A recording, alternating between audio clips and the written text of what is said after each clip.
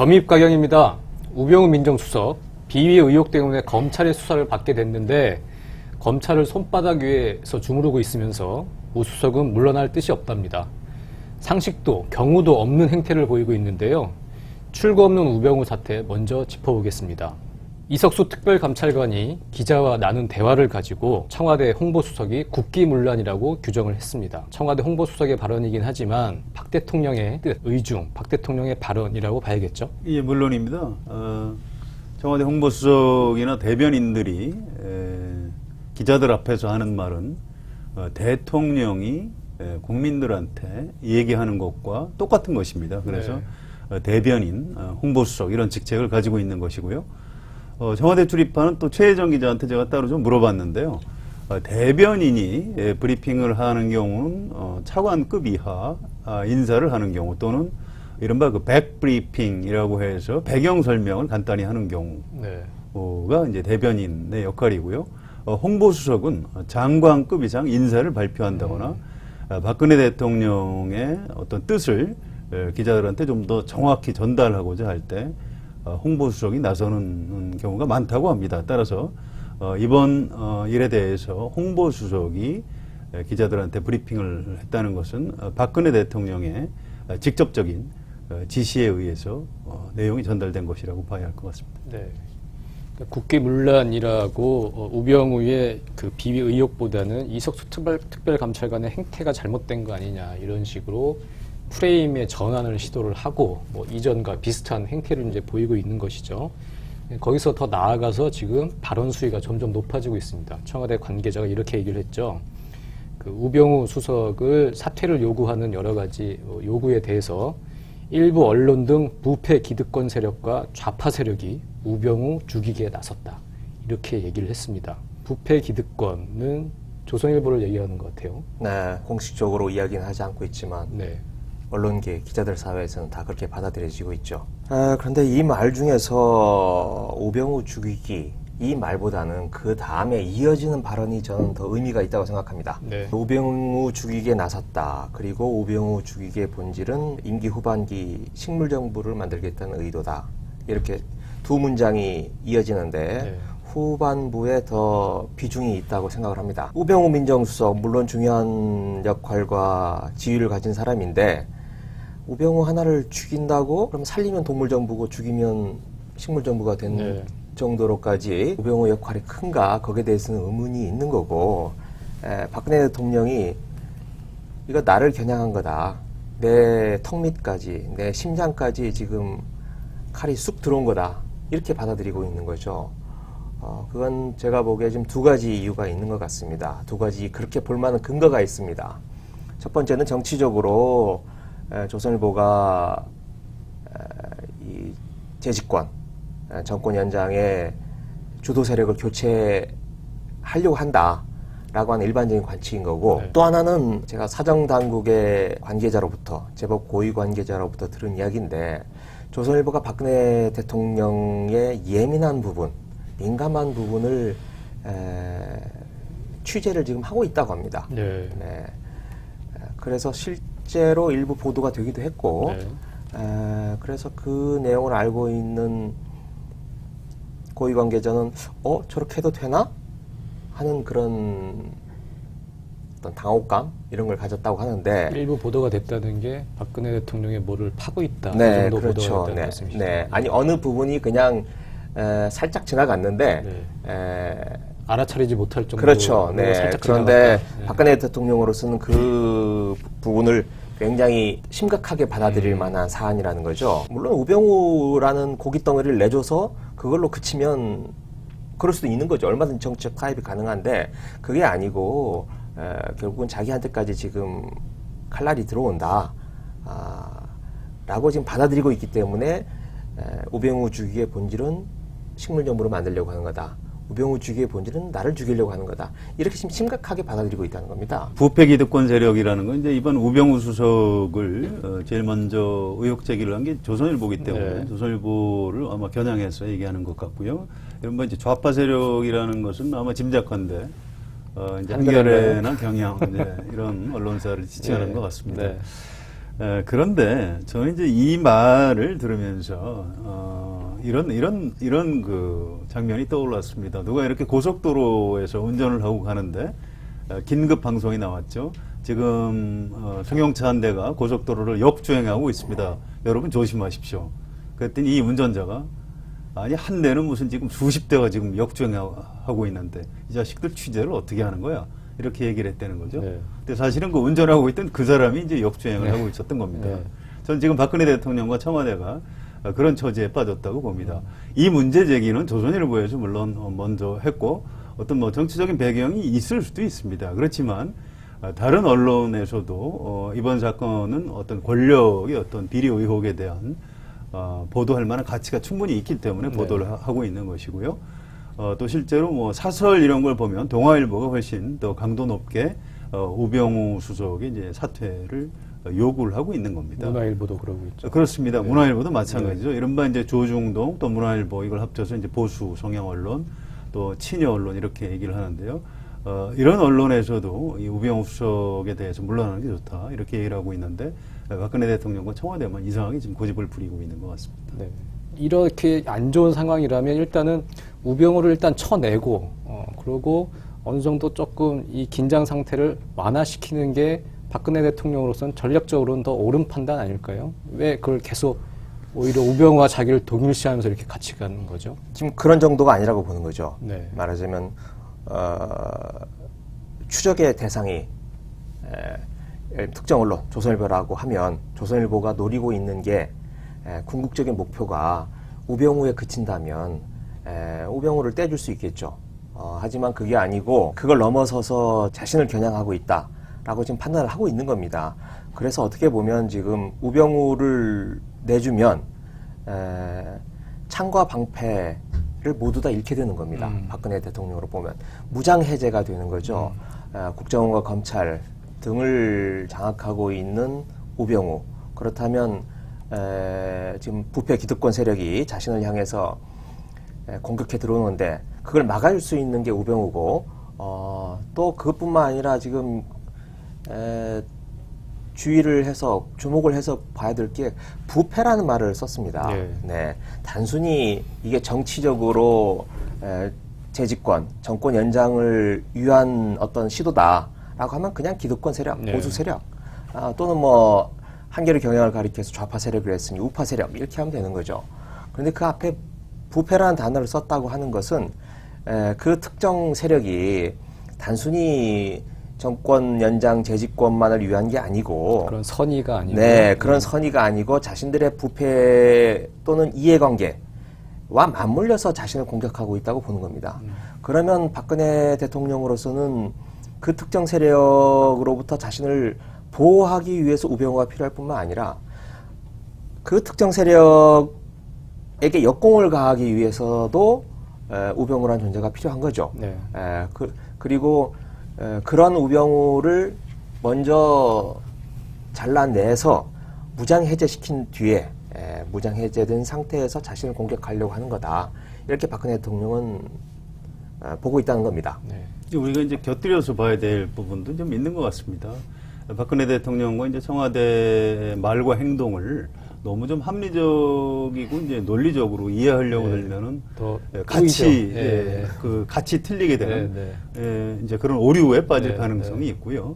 그래서 이제 어떤 그 감성적이고 어떤 직관적인 뭐 분석 이런 것도 좀 생각해 볼 필요가 있는 것 같습니다. 예를 들어서 이제 박근혜 대통령이 20대 시절에 그 최태민 목사 사건으로 아버지한테 굉장히 좀 질책도 받고 신국을 당하고 그런 빚은 경험이 있고요. 또 이제 뭐 어머니가 총에 맞아 죽었고 아버지도 총에 맞아 죽었고 그것도 이제 부하에 의해서 총에 맞아 죽었고요. 또 아버지가 죽은 다음에 전두환 신군부 정권에서 유신 폄하 운동을 벌였고요. 이제 배신을 당했던 역사를 가지고 있고요. 또 2006년에 직접 얼굴에 칼을 맞기도 했죠.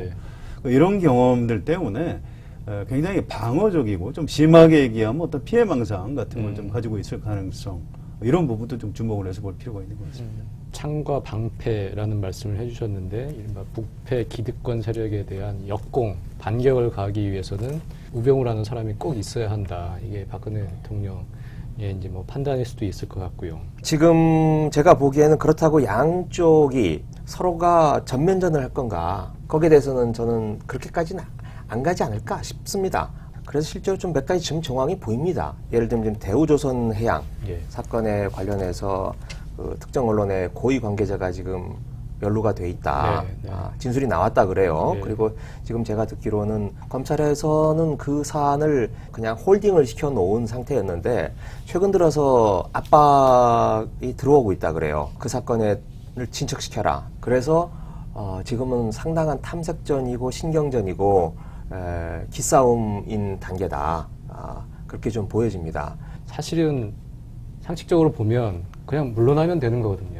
근데 물러나지 않기 때문에 대체 왜 이러는 건지 이런 이제 논의들을 하고 있는 건데 뭔가 대통령이 잘못하고 있으면 이것을 직언을 하고 뭐 바로잡아줄 수 있는 세력이 이제 여당인데요. 집권 여당인데 새누리당에서는 지금 아무런 지금 얘기가 안 나오고 있단 말이에요. 어제 월요일이었는데 새누리당 최고위위 그 의총 4시간 동안 우병우 관련한 얘기가 거의 안 나왔다. 지금 완전히 거기도 지금 언로가 막혀 있는 상황인데 이정현 당대표가 선출되면서 사실상 예견된 풍경이라고 봐야겠죠. 그러니까 의총만 4시간 한 건 아니고요. 의총과 최고위원회 그렇습니다. 합쳐서 4시간. 최고위원회의 한 네. 2시간 반하고 네. 이제 의총을 하고 이어서 네. 하고 그랬는데 우 씨가 가진 사람 얘기는 나오지 않았다. 이게 이제 정진석 원내대표의 전언이지요. 박근혜 대통령이 워낙 강경하니까 좀 기가 질려서 그런 측면이 있는 것 같고요. 또 하나는 이제 지금 여당 의원들은 기본적으로 좀 순종하는 체질입니다. 어떤 수직적 위계 질서 속에서 정치를 배운 사람들이고요. 매우 심하게 지금 눈치를 보고 있는 이런 상태이기 때문에 말을 못하고 있습니다. 오히려 정종섭 의원은 네. 청와대 수석은 대통령의 팔이다 이런 얘기를 했고요.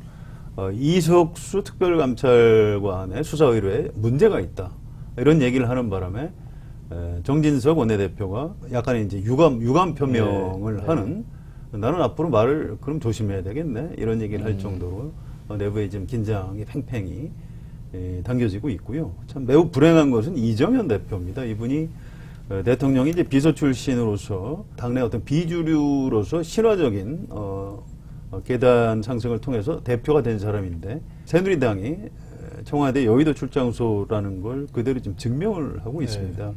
이정현 대표의 어떤 성공 신화 자체가 지금 무너지고 있는데요. 오늘 아마 호남을 내려갔을 겁니다. 금의 환영이라고 언론에서 제목을 달았던데 거기 가서 고향 사람들이 과연 이정현 대표한테 뭐라고 할지 참 걱정이 되고요. 앞으로도 당분간 새누리당 안에서는 우병우 문제에 대해서 제 목소리를 내는 사람은 찾기는 좀 어려울 것 같습니다.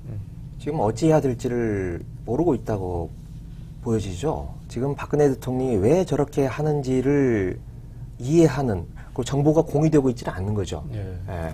박근혜 대통령이 어떤 내밀한 부분, 영린을 지금 부패 기득권 세력이 건드렸는데 그 문제를 정면으로 같이 싸워줄 만한 사람은 아주 소수에 불과한 겁니다.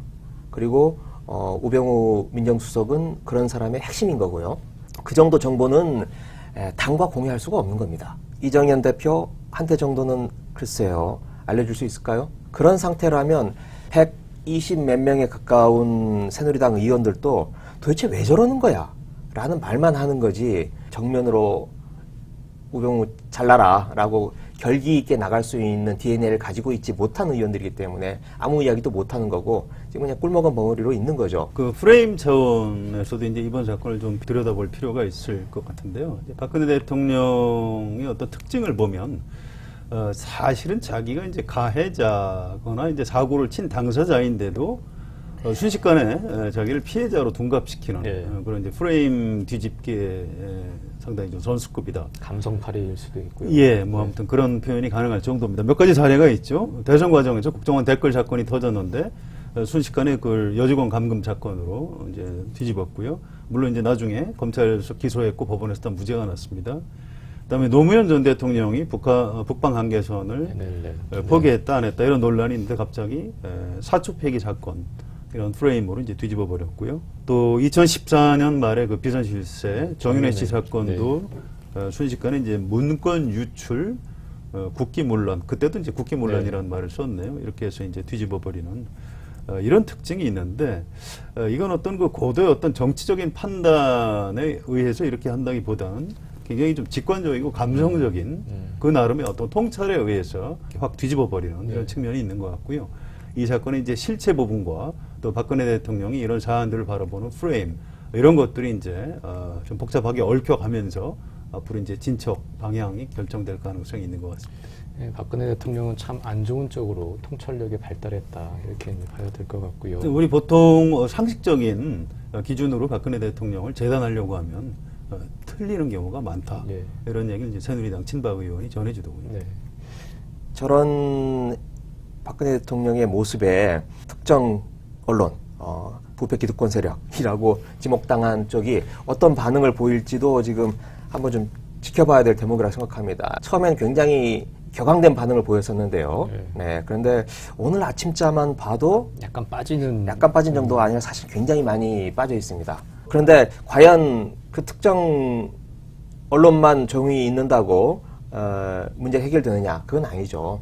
다른 데서도 이제 계속 번질 거기 때문에 박근혜 대통령이 보는 프레임으로 문제가 해결되지 않는다라고 하는 점에서, 그리고 국회에서 계속 지금 청문회도 열고 뭐 확산될 수밖에 없는 처지인데, 파국을 막기 위해서 어떤 집권 여당 내의 어떤 중재 세력들이 나서서 또 물밑에서 이 양쪽의 어떤 화해를 시도하는, 협상을 시도하는 그런 흐름도 있지 않을까. 그래서 조금 더 이 상황을 좀 지켜봐야 되지 않을까 싶습니다. 이런 부분도 꼭 좀 짚고 싶습니다. 박근혜 대통령이 이제 을지훈련 국가안전보장회의하고 국무회의에서 북한은 이제 테러, 또 도발 이런 것들이 벌어질 가능성이 높다 이런 얘기를 했는데요. 북한의 공세에 우리가 휘말려서 내부 갈등과 혼란을 가중시키면 북한의 의도에 말려드는 것이다. 좀 굉장히 좀 의미심장한 말이라고 봅니다. 지금 우병우 좌파 세력이 우병우 죽이게 나섰다는 얘기가 이제 흔드는 것이 결국 북한의 공세에 휘말리는 것이다. 그렇게 따지면 부패 기득권 세력이 박근혜 정부를 식물 정부로 만들려는 것도 어떤 그 북한의 의도하고도 이제 관련이 있고 결과적으로 그 의도에 말려드는 것이다 이렇게 보는 건데요. 전 이제 옛날에 한 40년 전에 박정희 전 대통령 시절에 그런 얘기를 참 많이 들었습니다. 어떤 박정희 독재 체제에 저항하는 제야 민주화 세력을 탄압하기 위해서 북괴 남침 위협, 그때 이제 북괴라고 했죠. 네. 그 얘기를 끊임없이 강조했고, 뭐 분열 책동, 뭐 통일 전선 전술 이런 말들을 참 많이 들었는데요. 제가 40년 뒤에 이런 표현들을 좀 다시 듣게 될 줄은 참 상상도 못했고요. 네. 박근혜 대통령의 사고 방식이 그래서 위험하다는 겁니다. 우병우 수석 사태는 그것대로 명징하게 처리하면 되는 건데, 그 문제를 우리 사회의 분열, 결과적으로 북한의 의도에 말려드는 것이다. 이런 그 대외 관계, 한반도 문제까지 연결시켜서 사고를 하고 있는 이런 것들 때문에 지금 너무 좀 위험한 상황으로 갈 수도 있다고 봅니다. 더민주 새 지도부를 선출하는 전당대회가 이번 주말에 열립니다. 판세 점검을 좀 해보겠는데요. 컷오프에서 살아남은 세 사람이죠. 추미애, 김상곤, 이종걸 세 후보. 결국은 당내 이제 세력 싸움이라고 할 수도 있을 텐데 각 후보들의 후원 세력을 먼저 좀 살펴보겠습니다. 추미애 후보 같은 경우엔 친문 의원들이 많이 붙은 그런 상황이에요. 이제 그 여러 가지 이유가 있는데요. 문재인 대표 시절에 추미애 후보가 그 지명직 최고위원이었습니다. 예. 그 당시 이제 문재인 대표가 비주류의 이제 흔들기, 이른바 그 호남 출신 그 지역구 의원들, 또 이제 안철수 대표 이런 쪽이 이제 비주류였죠. 네. 이제 갈등을 빚을 때 추미애 지명직 최고위원이 문재인 대표 쪽을 이제 좀 확실히 방어해주는. 그런 장면들이 이제 지속적으로 있었습니다. 네. 그래서 추미애 의원은 곧 이제 문재인 대표의 편이다. 이제 이렇게 문재인 전 대표를 좋아하는 분들한테 이제 인식이 돼 있는 거고요. 추미애 의원도 이제 언론 인터뷰에서 우리 당은 지금 외연의 확장 보다는 강한 야당이 필요하다. 그래서 내가 대표가 돼야 한다. 이제 이런 얘기를 하고 있는데, 이제 이 말을 해석하자면 내가 당의 중심을 잡고 문재인 전 대표를 대선 후보로 만들어서 정권 교체를 할 수 있다. 이제 이렇게 해석되고 있는 것이죠. 네, 하여튼 경향적으로 이른바 문재인 전 대표와 가까운 의원들, 전현직 의원들이 돕고 있는 건 뭐 부정할 수 없는 사실인 것 같은데요. 그러니까 무슨 기획과 의도라기보다는 좀 자연 발생적으로 이런 현상이 가속화된 측면이 있는 것 같습니다. 처음에는 송영길, 추미애 두 사람의 이파전이었죠. 네. 네. 그때 이른바 송영길 후보 쪽에도, 의원 쪽에도 상당히 말하자면 친문이라고 분류되는 사람들이 가 있었습니다. 돕고 있었는데 컷오프 당해버렸죠. 네. 그리고 뒤늦게 이제 김상곤 후보가 들어오고 이정걸 후보가 들어왔죠. 친문 세력의 입장에서 보면 이정걸 후보를 지지할 수는 없는 거고, 김상곤 후보도 좀 도와야 되는데, 네. 힘의 균형이 이미 추미애 의원 쪽으로 쏠려 있는 상황이었는데 어떻게 다시 때가 또 돌아가느냐 김상곤에게 라고 하는 하소연을 하는 의원들이 좀 있습니다. 그렇다고 또 김상곤 후보가 비문 또는 반문이냐 그런 것도 아니죠. 네. 그래서 김상곤 후보는 범주류라고 볼 수 있겠죠. 네, 이 혁신위원회 멤버들이 좀 도와주고 있고. 네. 그렇습니다. 문재인 전 대표 시절에 이 당의 혁신을 좀 해달라 해서 혁신위원장을 맡겼던 사람이고요. 넓게 보면 주류, 범주류 뭐 이런 정도로 이제 표현을 할 수 있을 겁니다. 그런데 어떤 그 문재인 대표를 중심으로 설명을 하자면 추미애 후보는 뭐 친문재인, 이종걸 후보는 뭐 비주류 또는 반문재인 정도 된다면 김상곤 후보는 이제 그 가운데 정도 자리매김하고 있다 이렇게 볼 수 있을 것 같습니다. 대표 경선에 이제 결국 승패를 가를 어떤 사안들이 있을 텐데 그런 부분을 조금 논의를 해보겠습니다. 일단은 가장 뭐 첫 번째 얘기를 안 할 수 없는 게 대선 후보를 만들어야 하는 책무를 가지는 당 대표니까요. 대선 후보를 어떻게 만들 것이냐, 뭐 더 좁혀서 얘기하면 문재인에 대한 태도, 시각, 뭐 이렇게 정리를 할 수 있을 것 같아요. 이정걸 후보 쪽은 문재인 전 대표가 무난하게 후보가 지금 될 수밖에 없는 역학관계다. 그리고 그렇게 되면 진다. 그러니 뭔가 역동성을 좀 불어넣어서 다른 후보들에게 좀 페이버를 줘서 그 사람들을 육성을 해서 좀 대등한 싸움을 붙여야 이게 가능한 거다라고 하는 일종의 후발주자 육성론이라고 할 수 있겠죠. 네, 이게 지금 이종걸 후보의 생각인데 추미애 후보는 일단 그런 인위적인 방법이 가능하지도 않고 오히려 인위적인 방법을 쓰려고 하면 그게 여태까지 당내 분란, 어떻게 보면 2002년 후단협부터 시작됐다고 볼 수 있는 그런 당내 분란을 촉발시킨다라고 하는 게 추미애 후보의 시각인 것 같습니다.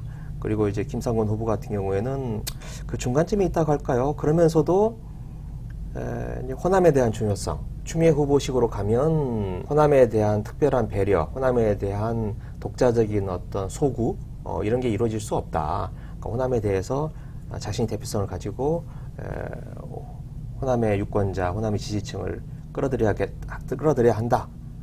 이런 차이점이 좀 있는 것 같습니다. 네.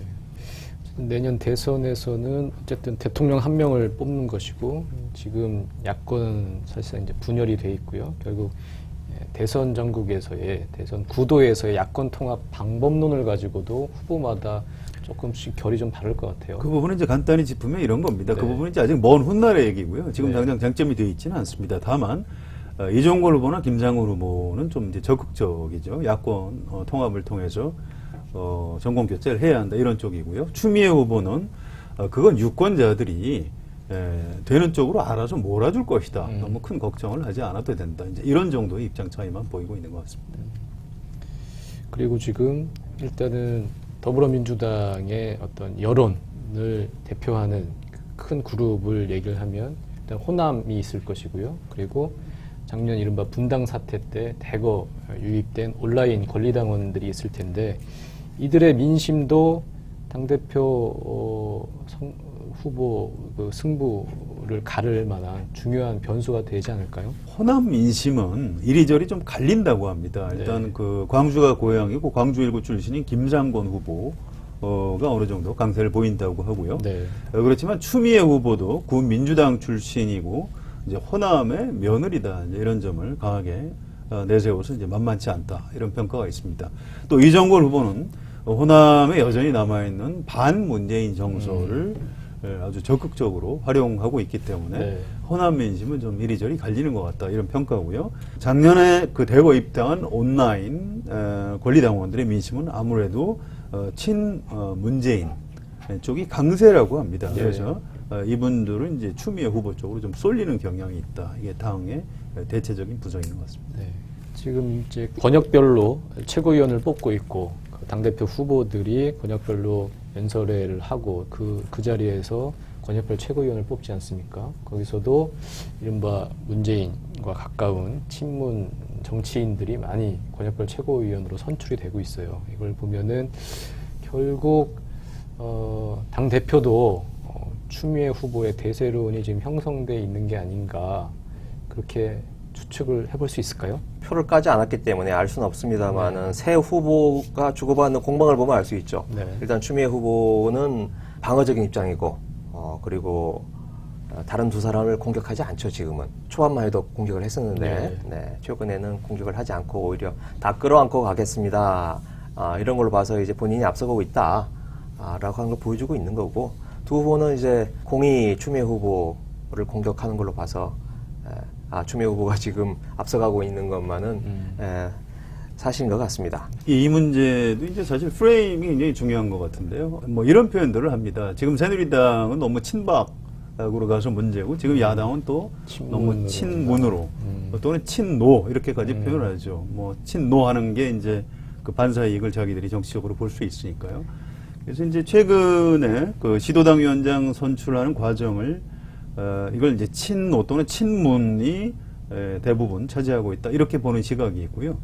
이제 한겨레 같은 경우에는 이제 주류, 비주류 이제 이런 좀 약간 다른 개념으로 파악을 하고 있습니다. 이게 뭐 꼭 어느 한쪽이 이제 옳은 문제는 아닌 것 같고요. 전당대회 이후에도 이른바 좀 보수 성향 언론 또는 여당 아니면 야권 안에서도 이제 문재인 전 대표를 동의하지 않는 그런 사람들이 많이 있거든요. 이쪽에서는 이 당이 이제 뭐 문재인 당이냐, 친문 독식이다, 이제 이런 공격들을 아마 많이 해야 될 겁니다.